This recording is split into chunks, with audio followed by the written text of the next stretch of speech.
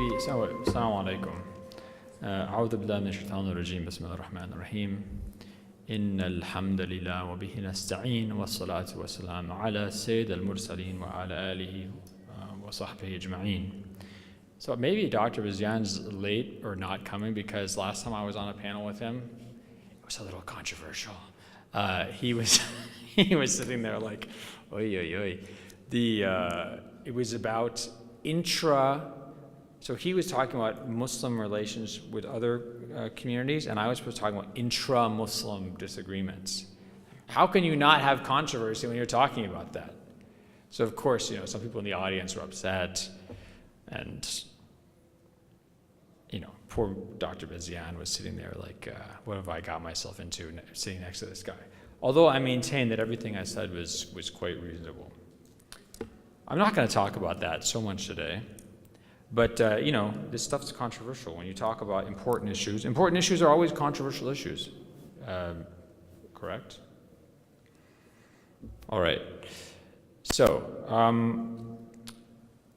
I am going to, first of all, I would recommend, not to toot my own horn or promote my own work, but I've written a lot about this issue. I would recommend, I wrote on the Iman Wire blog for Medina Institute. I wrote two things that might be useful. One is called Guidelines for Muslim Political Engagement.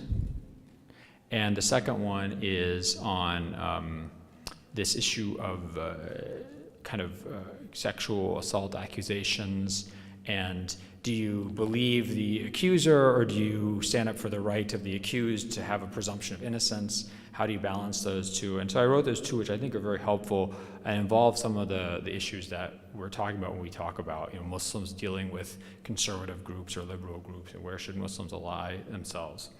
And the third thing I would say is that I wrote an article on Yaqeen Institute called Islam and LGBTQ Issues Revised. And that's, you can find these things if you just go on the Yaqeen Institute website or you go on the Iman Wire website, and you'll find these things. I think they're very helpful. Okay.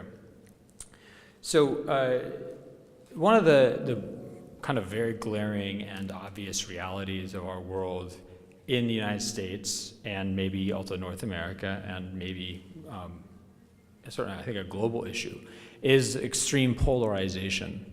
Extreme polarization between you could call it right and left, you could call it open and closed. Assalamu alaikum. Aren't you my kid's Arabic teacher? Great. How's everything going? Excellent. I thought, I just want to be sure I'm not going crazy. Okay. So between right and right and left, conservative, liberal, also open and closed, people who are maybe open to a world of immigration, open to a world of globalization, whereas people who are want to close or pull up the drawbridge against immigrants, against foreign influence, to retreat in this nativist idea of what their country or their nation really should be. In the United States, between Republicans and Democrats. So we have a time of extreme polarization. And this is something that, is discussed frequently, so it shouldn't be a surprise to anybody. And you see it in things like partisanship, hyper-partisanship in American political life, culture wars, right, between liberals and progressive vision of the future versus a conservative vision of the future. And this is completely dominant in our lives. I mean, and to the extent that, Republicans can't break with the Republican ranks on an issue maybe that they're not even so confident in, like let's say tax reform, or just try and go and not fall into one of these two camps on any one issue, and you'll find yourself feeling a lot of pressure from both sides. But this is actually precisely, I think, a great moment for Muslims in the United States, a moment of leadership, because what is the Muslim community? جَعَلْنَاكُمْ أُمَّةً وَسَطًا لِتَكُونُوا شُهَدَاءَ, right? God says, we have made you a middle nation to be witnesses over the other people, over other human beings, right? God has made Muslims some people might call it moderate, wasatiyya, moderation, or a middle path. Remember the notion of virtue in the Aristotelian tradition. Virtue is the golden mean. So virtue, being a virtuous, let's say, virtuous person is to be courageous, which means you're not cowardly, but you're not reckless. You achieve the golden mean between extremes. Being generous is not being miserly, it's also not being spendthrift and giving away too much money. So the Muslim nation is a nation that is moderate, both in the sense of not being extremist, but also moderate in the sense of being virtuous. But it's always hard to be virtuous. It is always hard to tread the mean. It's easy to be an extremist. And that we sense this today more perhaps than any other time, at least that I can remember. I just turned 40. That I can remember in my life. It's harder to be moderate and virtuous in this time than any other time I can remember. But this is precisely the contribution that Muslims have to offer. And, let's say 5, 6 years ago, if I said, this is a time for Muslims to lead in the United States, everyone would have said, ha, ha, ha, ha. And I would have actually looked at myself and said, you idiot. What are you talking about? Nobody listens to Muslims. But think about it, right? This is maybe the one time I can think of that there's actually an openness to listen to Muslims. And it might not be a sincere openness. It might be a kind of a performed openness, but it's an openness nonetheless, right? So everybody who hates Donald Trump, which is pretty much like 60 to 7% of the American population, everybody who dislikes Donald Trump or doesn't agree with Donald Trump's agenda is eager to go and get all those people that Donald Trump hates and his supporters hate and put them on stage next to them.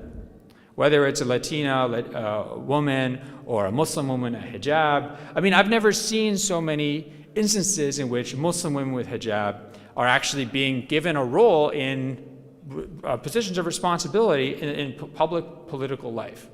I mean, if you'd asked me like 5, 6 years ago, would a hijab-wearing Palestinian American woman who's pro-BDS be allowed within 200 yards of any political event in this country? I would have said absolutely not. That's inconceivable to me.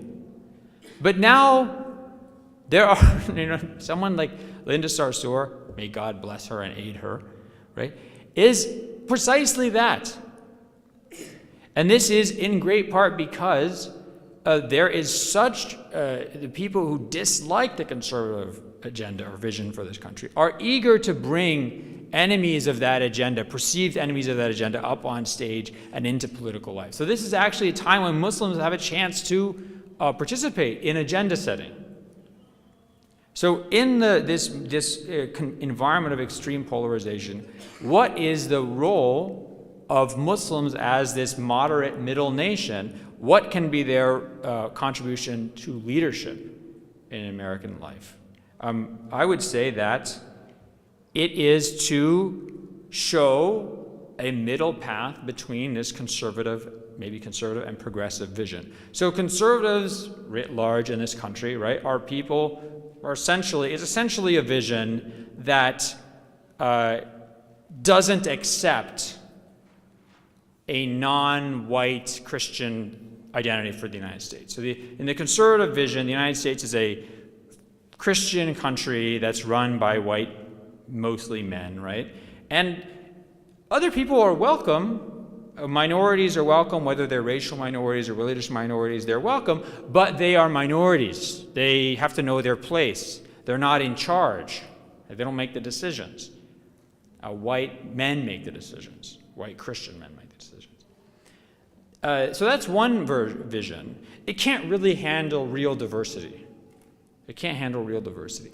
The other vision is a kind of progressive liberal vision that embraces diversity, but has a very hard time accepting conservatives within the groups that are accepted in that diversity, right? So this is sometimes called intolerant tolerance. So we can be tolerant, but that means everybody has to accept everything everybody does.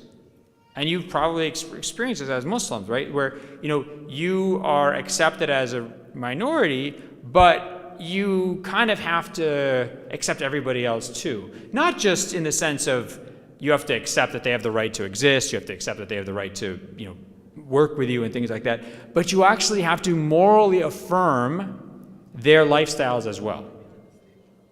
You have to morally affirm their lifestyles as well.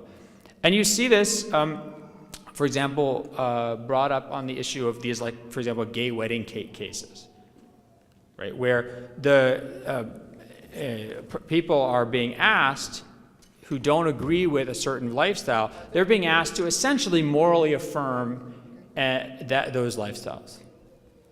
So the problem with the conservative vision is it doesn't really accept minorities and diversity. The problem with the liberal vision is it doesn't really accept conservatism, religious conservatism, as one of the groups that can exist in that mosaic. And what Muslims have to offer is we are a conservative community, but a conservative community that embraces diversity and that can accept and fight for the rights of other people, even though their lifestyles and their exercise of those rights are things that we find in our religion to be unacceptable. And if you're interested in this issue, I wrote an article on called How Much Can Muslims Stomach? Also on the Manwire blog. And what I did show is how in Islamic civilization, Muslims, based on the Quranic and Sunnah mandate for the protection of other religions, Muslims allowed a degree of religious pluralism and moral pluralism in their society that was nothing even came close to approaching it in Western civilization, including the United States today. Muslims allowed and protected the rights of other people to practice their religions in a way that would make modern Americans blush. They would never be able to handle this. Including Muslims allowing people to engage in marital practices and religious practices that were completely anathema to Islam. But Muslims, because they had a commitment, they knew they had a Quranic commitment to upholding the rights of people who are not Muslim but living under Muslim rule to practice their religion, they protected people in practicing those lifestyles. So, what do we have to watch out for, right? So the natural home now in the United States for Muslims is with the kind of liberal or progressive vision of the future. Because that's a vision of the future that sees the United States as a multiracial, multi-religious mosaic in which everybody respects and protects the rights of other people to freedom of speech, to freedom of religion, to freedom of education, freedom of belief. And what unites everybody is their commitment to this common framework of rights. So that's the kind of progressive and liberal vision of the future of the United States, which is also a very Islamic vision, because that's precisely the vision that, let's say, Muslim states like the Ottoman Empire had, where there is lots of different religious communities living together with completely different beliefs, and what holds them together is a commitment to that system.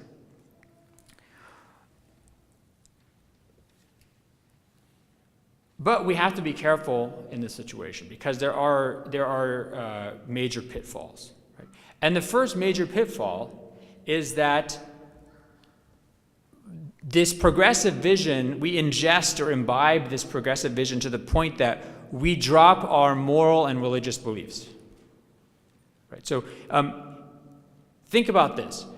Imagine you're in a social justice alliance with a number of other groups, Christian groups, Jewish groups, atheist groups, et cetera, and you ask them that they affirm the truth of Islam and the moral integrity of Islam as a condition of you working with them.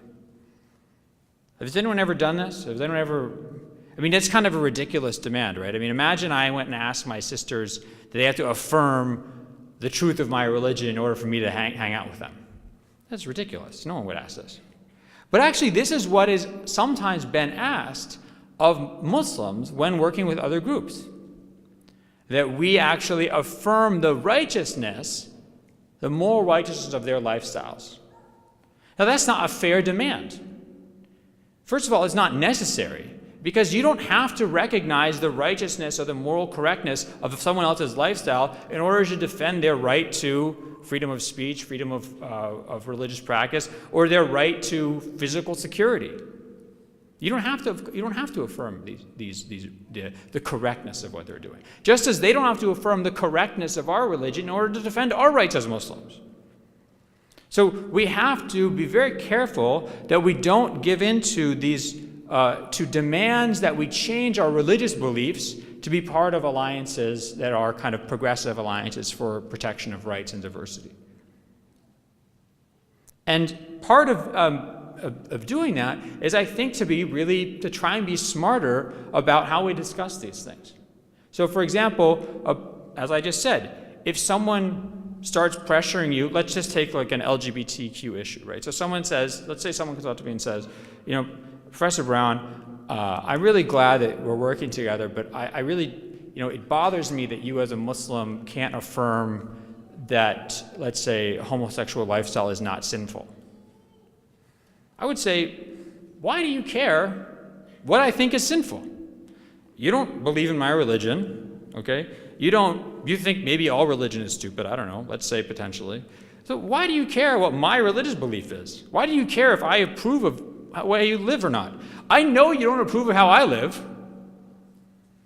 I know it. I mean, you can probably go and say, oh, look at his wife, she has a hijab on, and he's making his kids learn this Quran thing, and they're really old-fashioned, and it's great they're here in the United States. We want to protect them against discrimination. We want to protect their rights, but we don't obviously agree with the way they're living. So why would I ask someone else to? Why would someone ask me to affirm the righteousness of, or to affirm the moral correctness of what they're doing when I wouldn't ask that of them, and when it would be kind of an absurd request? Second, just a second example of, I see 5 minutes. The second type of, I think, being smarter about this I want to bring up, and this is things that students ask me a lot. They'll say, for example, Professor Brown, we've partnered with this LGBT group on the university campus to fight against Islamophobia. Excellent, right? But they want us to participate in the gay pride parade. What do we do? Now, why is this an issue? Maybe some of you have seen gay pride parades, okay? There's some things, aspects of gay pride parades, not 100% comfortable for Muslims. I don't want to go into details, but let's just say a lot of stuff that Muslim might not feel okay being seen to support in terms of dress and conduct and things like that. But the Muslim students asking me this, they always feel like they're locked into this because they say, we've partnered with these groups, they protect us against Islamophobia, they're asking us to participate in this parade and protect their rights, and we don't really know how to say no because it seems like we're being we're not being reciprocal and we're not being consistent. And we're going to be accused of hypocrisy, and they might have a point. To which my response is, supporting someone's rights doesn't mean you support their rights in every forum and in every shape. So, for example, imagine this hypothetical. Imagine I want to have a pro-Muslim rights rally, and I get,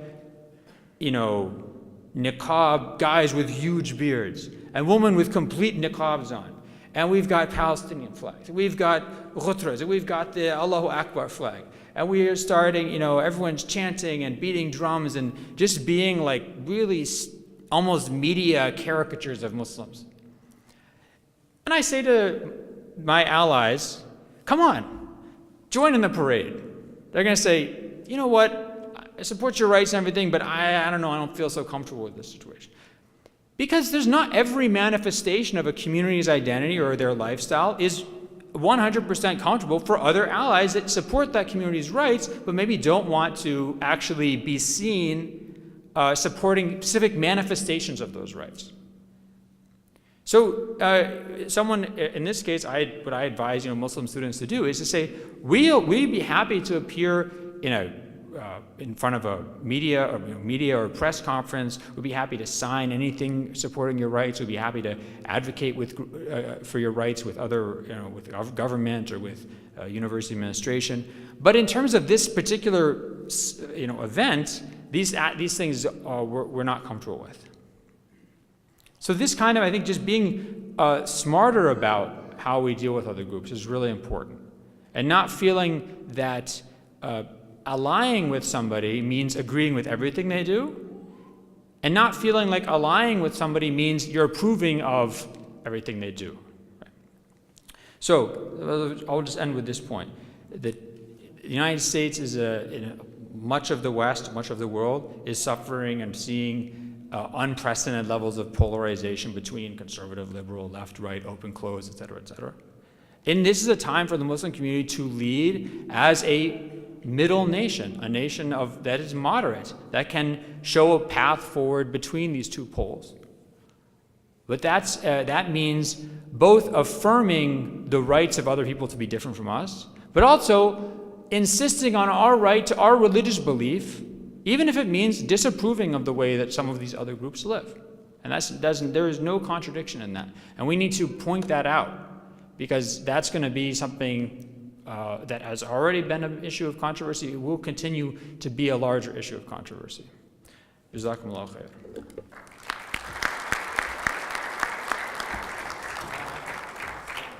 Jazakallah khair.